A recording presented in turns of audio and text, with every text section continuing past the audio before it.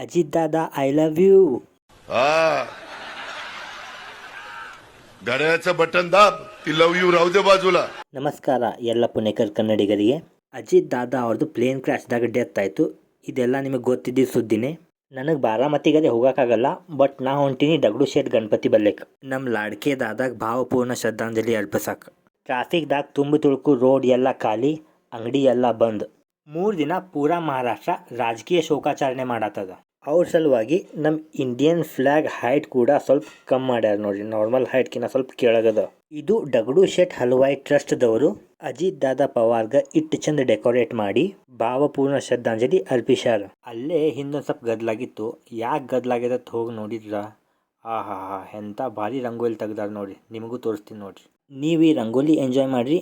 ನಾ दादान संबंध ಒಂದು डायलॉग ಹೇಳ್ತೀನಿ निमग. प्रत्येक ठिकाणी वेळात जाणारा माणूस चुकीच्या वेळी गेला.